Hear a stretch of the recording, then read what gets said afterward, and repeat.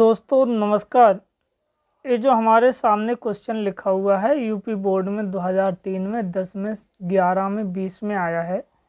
सिद्ध कीजिए कि 3/3 का डिटर्मिनेंट है इसके बराबर x + y + z into x - z का होल स्क्वायर होगा।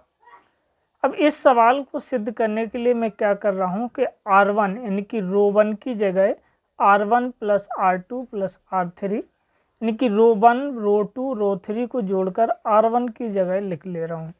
तो इसमें ये तीनों जोड़ेंगे तो y + z z + x x + y, जब तीनों जोड़ोगे तो 2y रहेंगी, 2x रहेंगे, 2z रहेंगे, 2 कॉमन ले लिया x + y + z। इसमें क्या होगा, सेकंड कॉलम में x z y, तो x y z इसको लिख लिया, z x यानी कि y x z, तो मैंने इसको लिख लिया। Second row z + x z x same लिख लिया। Third row x + y y z same लिख लिया। अब मैंने क्या किया, x + y + z को बाहर निकाल लिया, जो बचा उसको लिख लिया। इस यहाँ क्या बचा 2, यहाँ 1, यहाँ 1, यहाँ z + x, यहाँ z, यहाँ x, और यहाँ थर्ड रो जैसे कि जैसी मैंने इसको लिख लिया। अब मैं क्या कर रहा हूँ कि कॉलम सेकंड की जगह column second minus column third, column second की जगह मैंने क्या किया, कॉलम सेकंड माइनस थर्ड। तो कॉलम फर्स्ट को जैसा था वैसे ही लिख लिया। कॉलम सेकंड यानी कि 1 में से 1 गया तो 0, z में से x गया तो z - x, y में z गया तो y - z, और थर्ड कॉलम 1 x z जैसा था वैसे ही का वैसा। अब मैं क्या कर रहा हूँ, R1 के सापेक्ष एक्सपेंशन कर रहा हूँ। चिन्ह वही रहता है प्लस माइनस प्लस, तो यहाँ 2 बाहर लिया और 2 के लिए पहली रो खत्म, पहला कॉलम खत्म। जो बचा मैंने लिख लिया, क्या बचा, z - x x, y - z z मैंने लिख लिया, प्लस माइनस माइनस z, 0 0 की बजाय सारा 0 हो जाएगा, प्लस माइनस प्लस प्लस 1। अब इसके लिए पहला रो खत्म, थर्ड कॉलम खत्म, तो कौन बचा, z + x z - x और x + y y - z, मैंने इसको लिख लिया। अब मैं क्या कर रहा हूँ, इनका अंदर गुणा कर दे रहा हूँ। तो इसको x + y + z बाहर रहने दिया, 2 को बाहर रहने दिया, z - x का z में किया तो z - x इंटू z, इधर से किया तो माइनस x और y - z, ये प्लस का 1, इसका इसमें कर रहे हैं तो z + x का y - z में, तो z + x का y - z में, इधर से करेंगे तो माइनस, तो x + y का z - x में। अब मैं इनका अंदर भी गुणा कर ले रहा हूँ, तो 2 बाहर ले लिया, z का z के साथ तो z², x का -x का z के साथ तो -zx, -x का y के साथ तो माइनस के xy, और -x का -z के साथ तो माइनस प्लस के xz। अब ये इसको उठा के अंदर कर रहे, तो y का z के साथ तो क्या किया, y का z के साथ तो zy, और y का x के साथ तो xy, माइनस z का z के साथ तो माइनस के z², माइनस z का x के साथ तो माइनस xz। अब ये माइनस बाहर निकाल लिया, इसका अंदर कर रहे तो z का x के साथ xz, y का z के साथ yz, माइनस x का x के साथ तो माइनस x², माइनस x का y के साथ माइनस के xy। अब मैं क्या कर रहा हूँ कि इनमें जो कट रहा था काट लिया, xz माइनस के प्लस के xz, ये कट गया तो z², यहाँ क्या बचा, माइनस के xy प्लस। अब इसका ये जो माइनस था इसका अंदर गुणा कर ले रहे, तो xy प्लस के यानी कि zy प्लस के xy माइनस के z² माइनस के xz, और माइनस के माइनस है तो माइनस का अंदर गुणा किया तो माइनस के xz ये लिख लिया, माइनस के yz ये लिख लिया, और माइनस के x² ये माइनस माइनस प्लस का x² प्लस माइनस माइनस का प्लस का yx। अब जो कट रहा था ये देखो, माइनस के yz है, प्लस के yz, ये कैंसिल हो गए। अब जो बचा मैंने लिख लिया, 2 का अंदर गुणा कर रहे टू z² माइनस के 2xy। अब इसका अंदर गुणा कर दिया तो मुझे क्या मिला, माइनस के z यानी कि प्लस माइनस का माइनस के z², और यहाँ 1 यानी कि 1 का xy के साथ तो xy प्लस के, और 1 का माइनस के xz के साथ तो माइनस के xz, वही माइनस के एक्स जेड जे रखे और प्लस के एक्स स्क्वायर। अब मैं क्या कर रहा हूँ, इनमें से जो कट रहा था काट लिया। 2xz 2xy माइनस के हैं, xyj तो 2xy प्लस के तो कैंसिल हो गए। क्या हुआ, 2z स्क्वायर में से एक जेड स्क्वायर गया तो जेड स्क्वायर बचा और माइनस के एक्स जेड जे रखे और माइनस के एक्स जेड जे तो माइनस के एक्स जेड दोनों लिख लिए प्लस के एक्स स्क्वायर।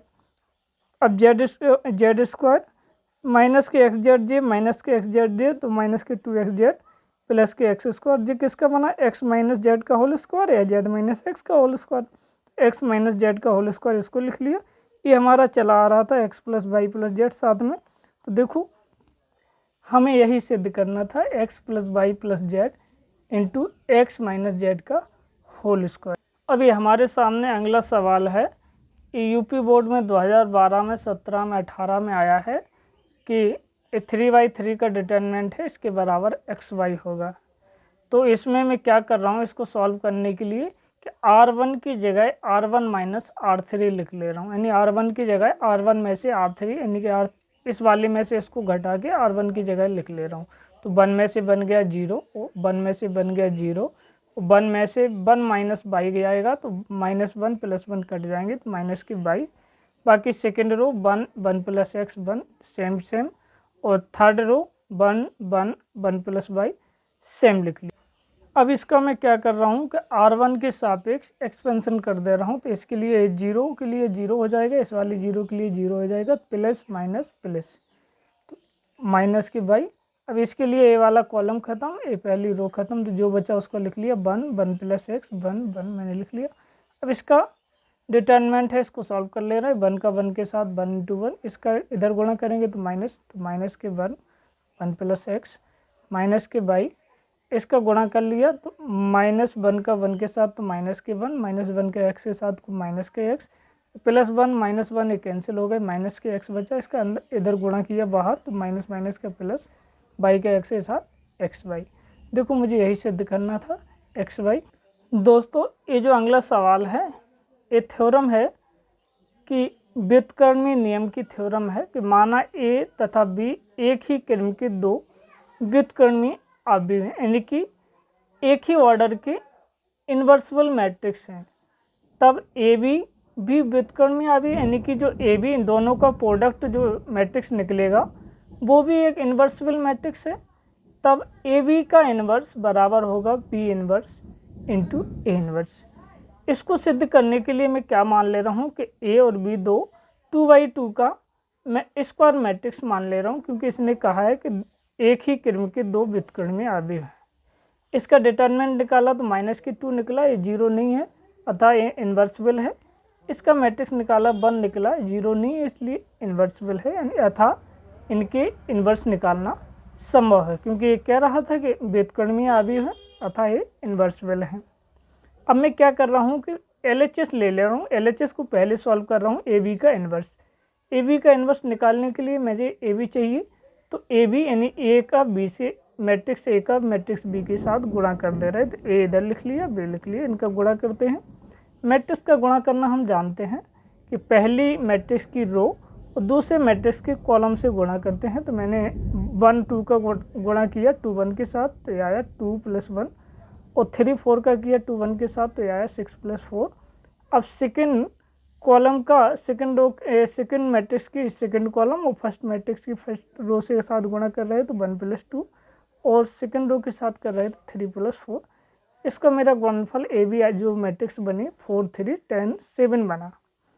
अब इस मैट्रिक्स का इन्वर्स निकालना, क्या कह रहा है कि AB का इन्वर्स। अब 2/2 का मैट्रिक्स होता है तो उसका एडजॉइंट क्या होता है कि diagonal element interchange. Diagonal element कहें तो 4 की जगह 7 और 7 की जगह 4 लिख ले रहे, 7 की जगह 4 और 4 की जगह 7 लिख लिया। और non diagonal element sign change, यानी कि 3 की जगह जो प्लस का 3 है माइनस का 3 कर लो, 10 प्लस का है माइनस का कर लो। ये डायरेक्ट एडजॉइंट निकालने की विधि है। तो अब इसका इन्वर्स निकालने के लिए क्या होता है, adjoint of A determinant of A. तो मुझे ए डिटरमिनेंट भी चाहिए, तो इसका मैंने डिटरमिनेंट निकाला -2 आया।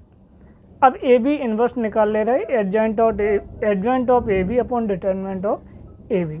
तो ए बी की वैल्यू क्या निकली डिटर्मिनेंट की -2 और एडजॉइंट ऑफ ए बी क्या निकला मैट्रिक्स निकला, मैंने इसको रख लिया। अब -1/2 का इसमें गुणा कर दे रहा है तो ए बी का इन्वर्स जो निकला -7/2 5 3/2 -2। अब मुझे क्या चाहिए बी इन्वर्स ए इन्वर्स, यानी अब मुझे बी इन्वर्स भी निकालना है ए इन्वर्स निकालना, फिर इन दोनों का गुणा करना है। तो पहले हम बी इन्वर्स निकालते हैं। बी इन्वर्स निकालने के लिए क्या करें, हमें एडजॉइंट ऑफ बी चाहिए, तो इसलिए ये एडजॉइंट ऑफ बी निकालते हैं और एडजॉइंट ऑफ ए निकालते हैं। बी मैट्रिक्स क्या है 2/2 की स्क्वायर मैट्रिक्स है, तो इसका एडजॉइंट निकालने के लिए क्या करते हैं diagonal element interchange, non diagonal element sign change. तो ए का एडजॉइंट ए मैट्रिक्स क्या है 1 4, तो 4 1 कर लिया और -2 -3 कर लिया। इसी प्रकार एडजॉइंट भी निकाल लिया। अब ए इन्वर्स निकाला, ए इन्वर्स क्या होता है adjoint of A determinant of A. अब डिटर्मिनेंट ए की वैल्यू हम पहले ही निकाल चुके हैं, डिटर्मिनेंट ए क्या है -2, तो इसमें रख दे रहे हैं एडजॉइंट ऑफ ए में, और डिटर्मिनेंट ऑफ बी क्या है 1, तो इसको मैंने रख लिया। बी इन्वर्स ए इन्वर्स, अब ए इन्वर्स मुझे मिल गया, बी इन्वर्स अब इनका दोनों का गुणा कर ले रहे हैं, तो हमें इनका जब आपस में हम गुणा कर ले रहे हैं तो -2 -3/2 1 + 1/2 +2 +2 × 3/2 -1 -2 × 1/2। मैट्रिक्स का गुणा जैसे होता है वैसे हमने गुणा कर लिया। गुणनफल हमारा ये आया बी इन्वर्स ए इन्वर्स -7/2 5 3/2 -2। तो क्या मिला मुझे बी इन्वर्स ए इन्वर्स, और ए बी का इन्वर्स हमारा क्या था -7/2 3/2 5 -2। देखो ये सेम है, इसलिए हम कह सकते हैं कि ए बी का इन्वर्स बराबर होता बी इन्वर्स ए इन्वर्स। एक इसका मेथड और है ए वाला जो इस प्रकार कर सकते हैं, ये आपको अच्छे से समझ में नहीं आता, मैंने इसलिए नहीं बताया। अगर आप कहेंगे तो मैं इसको भी बता दूंगा।